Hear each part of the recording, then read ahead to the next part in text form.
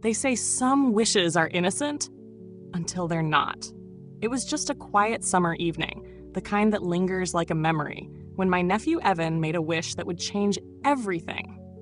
We were gathered around the patio table, warm light spilling from the kitchen, laughter echoing as the grill hissed behind us. My sister Rachel was teasing him about turning 19, and I was half listening until he spoke. I wish I had someone who really gets me. Someone who knows how to love. Everyone laughed. I didn't, because Evan wasn't smiling. He wasn't joking. He was staring straight at me. Steady, serious, like he wasn't making a wish at all, but confessing a secret. And in that split second, something shifted inside me. Something small and dangerous. A breath caught in my throat. A tremor under the skin. I looked away, told myself I was imagining things, that it was just a passing thought from a lonely woman stuck in a lifeless marriage. Daniel, my husband, hadn't looked at me like I mattered in years. We slept in the same bed, but we might as well have been strangers on opposite ends of a silent room. And then Evan arrived, soft-spoken, thoughtful, kind. He saw me. Not just with his eyes, but with his attention. And that wish, it wasn't just words thrown into the air, it stuck. I wish I had said nothing. I wish I hadn't felt that ache when he looked at me. But I did.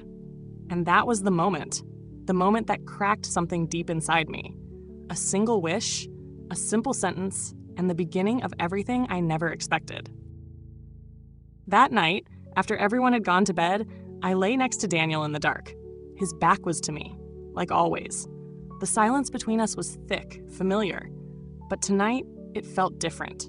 I couldn't stop thinking about Evan, about his words, about the way he looked at me, as if he already knew the parts of me I tried to keep buried. I told myself it was nothing, that I was tired, that I missed being noticed. But deep down, I knew something had cracked open. The next morning, Evan greeted me in the kitchen with a smile that lingered a second too long. "Morning, Aunt Claire," he said, voice soft, eyes searching. He asked how I slept, and for once, someone actually cared about the answer. Daniel was already out the door, a quick nod, a distracted kiss on the forehead, and gone. Evan stayed. He started showing up beside me more, helping with dishes, asking questions about my favorite books, about love, about life. There was something intentional in the way he spoke, something unspoken in every glance, and I noticed. God, I noticed. I started brushing my hair again, wearing lipstick even if I wasn't leaving the house. Not for Daniel. He wouldn't have noticed if I dyed my hair green. But Evan noticed. He saw when I wore that old summer dress that hugged in just the right places. He saw me. I hated how much that meant. One night, Rachel was out with friends, and Daniel had passed out on the couch, still in his work clothes. Evan and I ended up on the patio watching an old black and white film. Our shoulders brushed. He leaned in to say something, and I found myself watching his lips. Just for a moment. But I looked. And worse, I didn't look away. A line had been drawn, faint and fragile. I told myself I hadn't crossed it. Not yet. But the truth was, I was already standing at the edge, and I wasn't sure I wanted to step back. I was 38, and life had somehow drained the color from me without making a sound. There was a time when I was full of light, laughter that came easily, dreams that felt within reach. But somewhere along the years, the sparkle dulled. I didn't notice it happening. It was slow, quiet, a soft erosion, like the tide pulling grains of sand until all that's left is something hollow. Daniel, my husband, wasn't cruel. He didn't yell or cheat, not that I knew of. He paid the bills, showed up to family dinners, asked if I needed anything when he remembered to. But he wasn't there. Not really. We shared a bed, but not a connection. We passed each other like ghosts in a house that once knew warmth. He used to touch me like I mattered. Now, even his glances seemed accidental. His eyes slid past me like I'd become part of the wallpaper. We didn't fight, not even that. There was no passion left to ignite anything, just the kind of silence that suffocates slowly. When I lost my job last fall, I thought maybe it would bring us closer. That maybe Daniel would ask how I was doing, hold me, tell me everything would be okay. But instead, he sank deeper into work. Longer hours, later nights, vague excuses that didn't quite add up. I didn't question him. I didn't have the energy. I stopped asking for connection. I stopped expecting it. And in that numbness, I found routines that didn't need feeling. I cooked, cleaned, smiled when I had to. I learned to disappear in plain sight. And then came the summer. And with it, Evan. He walked into that quiet house and brought with him something I hadn't felt in years. Presence, attention, light. I didn't know it yet, but something inside me was already beginning to wake. Rachel arrived that summer like a burst of laughter, all energy and sunshine, dragging in her suitcase, her stories, and Evan. He had grown. The last time I saw him, he was still a lanky teenager, all elbows and quiet smiles. But now, at 19, Evan had become something else entirely. Tall, self-assured, with eyes that didn't just glance, they lingered. He had this stillness about him, a softness that didn't try too hard but stayed with you long after he'd left the room. When he saw me, he smiled, really smiled, and said, "You look great, Aunt Claire." And for the first time in longer than I could remember, I believed it. Evan didn't breeze past me like everyone else. He didn't nod distractedly or offer surface-level pleasantries. He asked how I was and waited, really waited. He listened when I spoke. He laughed at my jokes, remembered little things I said. Daniel never did that. Evan would offer to help set the table, wash the dishes, bring me a glass of water without asking. He complimented my cooking, told me I had a calming voice. At first, I chalked it up to his kind nature, but as the days passed, I realized it wasn't just kindness. It was intention. He saw me. Not the tired woman in the mirror, not the wife fading into the background.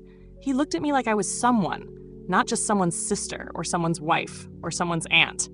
Just Claire. And that feeling, that terrible, beautiful feeling, it lit a spark I didn't even know was still inside me. Evan's presence turned up the volume in a life that had been on mute for far too long. It started in the smallest of ways, the kind of moments you'd miss if you weren't starving for them. Evan began to linger near me. In the kitchen while I rinsed vegetables, in the living room where he'd sit just a little closer than necessary. He'd pass me something, a dish, the remote, and his fingers would graze mine, pause, then slowly pull away. Accidental, maybe, but I felt it. Every time. He'd ask questions that weren't casual. What's your favorite book? Do you believe in soulmates? Was there ever a time you felt truly understood? The kind of questions that peeled me open, layer by layer. No one had asked me those things in years.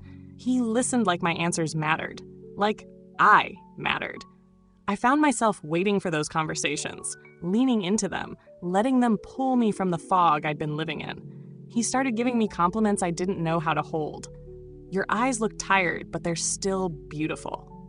You talk like someone who wants to understand, not just be heard. You're different, in a good way. I laughed them off at first, blushed, changed the subject, but I remembered every word. One night, we watched a movie on the patio while Daniel snored on the couch and Rachel was out with friends. Our shoulders brushed. I didn't move. He leaned in to tell me something funny, I think, and I found myself watching his lips. Just for a second. But I didn't look away. Later, I stared at the ceiling fan spinning above our bed and whispered to myself, "This is nothing. It doesn't mean anything." But it did. Because every glance, every word, every moment between Evan and me felt like waking up in a world I thought I'd lost. And I wasn't ready to go back to sleep. The storm rolled in just after dark, heavy and slow, rumbling across the sky like a warning. Rachel had gone out of town for a weekend work trip. Daniel was away at some conference, a vague note on the counter the only sign he'd left. And just like that, it was only Evan and me, alone in the house, rain tapping against the windows like a secret trying to get in. We decided on a movie, something we'd both seen before. I poured a glass of wine, just one, I told myself. And he made popcorn. The power flickered halfway through, then died completely, leaving us in a hush of darkness. "I'll get candles," he said. A few minutes later, the room was bathed in soft, flickering light, the air warm and still. He sat down next to me, closer this time. Our knees touched. I didn't move. Outside, thunder cracked. Inside, it was so quiet I could hear the breath catch in my chest when he turned to me and said, "You deserve more than this, Claire. You always have." I didn't speak. "I see you," he said, "even when no one else does." He leaned in, slowly, like he was giving me every chance to stop it, and I didn't. When his lips touched mine, the world didn't explode. It didn't fall apart. It just paused, Time, breath, memory, everything suspended in that fragile, dangerous moment, and I let it happen. His hand moved gently to the back of my neck, drawing me in. The ache inside me, the one I'd buried for years, split wide open. It wasn't supposed to happen. I knew that. I wasn't just someone's wife. I was his aunt. I should have pulled away, should have said no. But I didn't. In that kiss, I didn't feel like a wife or an aunt or a woman who should have known better. I felt wanted, alive, chosen, and in that second, nothing else mattered. The morning after, the house felt quieter than usual, like it knew something had changed. Evan smiled at me in the kitchen, easy and unbothered, like the world hadn't shifted beneath our feet the night before. He handed me a cup of coffee, and when his fingers brushed mine, they lingered. I didn't pull away. That was the beginning of everything unraveling. He started texting me, just small things at first. Good morning. Last night was amazing. I can't stop thinking about you. Sometimes I replied. Sometimes I deleted the messages before I even opened them. But no matter what I did, the guilt clung to me like a second skin. Rachel returned home 2 days later. The first thing she said when she stepped inside was, "Something feels off in here." I laughed too quickly and blamed the weather.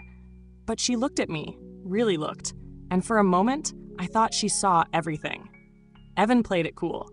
Too cool, maybe. Same tone, same casual smile, but his eyes, those eyes, they kept searching for something, a sign, a next step. And I didn't know what to give him. Daniel came home the same night, dropped his bag, kissed my forehead like he was checking a box, and sat down to dinner without a word. Halfway through the meal, he looked up and said, "You've been distant lately. You okay?" He wasn't angry. He wasn't jealous. He just looked small, like he knew something had shifted but couldn't name it. I blamed the rain. Again. After that, I started pulling away. I stopped joining family dinners, hid in the kitchen, washed dishes that didn't need washing. I avoided eye contact, avoided conversations, avoided myself. Every time Rachel spoke about Evan's future, his dreams, his college plans, I smiled and nodded, but inside, I was falling apart. I could barely breathe with the weight of what we'd done. And across the room, Evan still looked at me like nothing had changed, but everything had. It was Rachel's idea, a casual request over coffee. "Evan's got a college tour next weekend," she said. "I can't go with him. Would you mind taking him instead?" I nodded too quickly, smiled too easily, said of course, like it was nothing, like it was normal. But nothing about it was normal.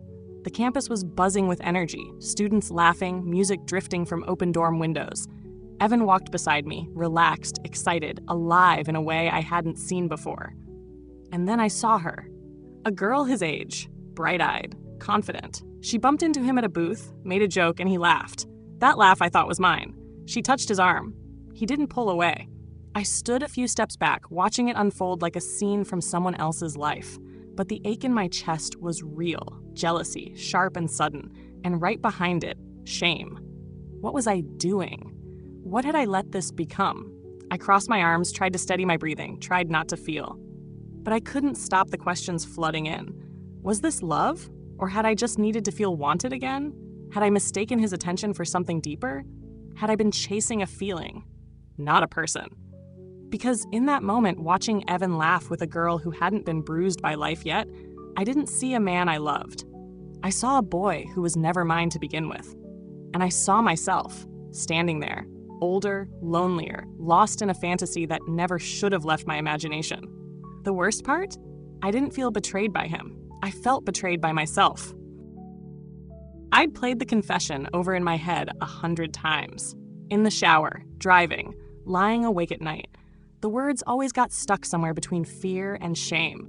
How do you tell your sister that you betrayed her? That you blurred the lines with her son? I didn't know where to begin. And then suddenly, I didn't have to. It was a quiet morning. Rachel wandered into the kitchen, coffee in one hand, a notebook in the other. Her brow was furrowed. She didn't look angry.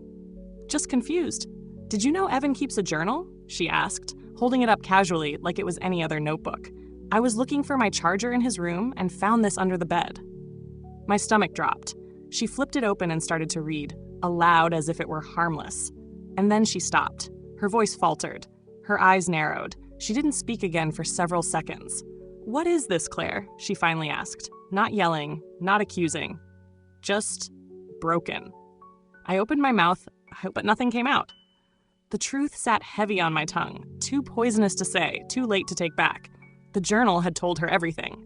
Not in vivid detail, but enough. Enough to destroy what little innocence remained between us.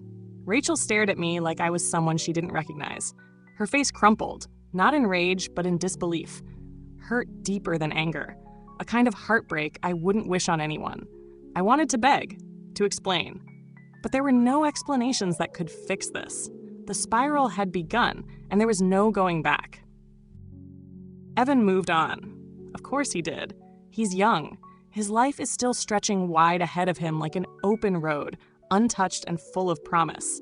I see glimpses of him now and then, smiling in photos Rachel posts online, laughing with friends, arms slung casually around a girl who looks like she still believes love is simple. He looks free. And I haven't felt free in a long time. Since that night, something inside me has gone quiet. Like a part of me burned out and left only ash. I don't cry every day. I don't punish myself out loud. But I carry it with me. The weight of what I did, the ache of what I lost, the shame of who I became. Daniel never asked, not directly, but he knew. I could see it in the way he stopped trying, in the way he started sleeping in the guest room without explanation, as if we'd both silently agreed to end things without saying the words. Rachel hasn't looked at me the same since. Her eyes used to be full of mischief and warmth. Now they hold questions, walls, distance. We still speak sometimes about things that don't matter, weather errands, bills, but everything important lives in the silence between us. And me, I look in the mirror, and some days I don't recognize the woman staring back. Other days I do, and that's somehow worse. I didn't tell this story for forgiveness. I told it because I know what it feels like to stand at the edge. Toes curled over the line, heart begging for something real while your conscience pleads for you to walk away. I didn't walk away.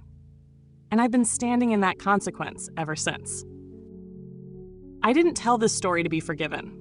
I told it for the ones standing where I once stood, right on the edge. For the women staring into a quiet mirror, wondering if being seen, even just for a moment, is worth everything they might lose. For the ones who feel invisible, untouched, unheard, and then suddenly, someone looks at them like they matter. That feeling, being wanted, being noticed, it's powerful. Addictive. It wraps itself around your loneliness like comfort until you can't tell where the hunger ends and the danger begins. But here's what I've learned. There are lines that, once crossed, cannot be uncrossed. Moments that may feel small but echo for years. A single kiss, a glance held too long, a secret you thought you could manage, they can carve wounds so deep they never fully close. Love, when it's real, is beautiful. But love that requires betrayal to bloom? That kind of love doesn't stay. It takes. It burns. It leaves you looking at your reflection and wondering how you got so far from the person you used to be. I live with that now. Not every day is agony.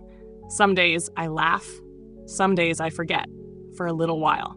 But the cracks remain. The weight never fully lifts. So if you're standing at the edge, if you're about to let that look last a second too long, if you're telling yourself no one will ever find out, stop. Step back. Because sometimes the most painful scars are the ones we give ourselves. Maybe one day, I'll find the courage to make things right, or at least, less wrong. Maybe Rachel and I will sit across from each other again without the weight of everything unsaid. Maybe I'll learn to forgive myself piece by piece. But I don't know if that day will ever come. What I do know is this: the heart is complicated. It craves connection, even when it shouldn't. It can confuse attention for affection, desire for love, and sometimes it leads us to places we can't return from. If you're still listening, ask yourself, what would you have done? Would you have stopped it? Or would you have made the same mistake, hoping no one would ever know? There's no easy ending to this story, only choices, consequences, and silence. And somewhere out there, someone else standing at the edge,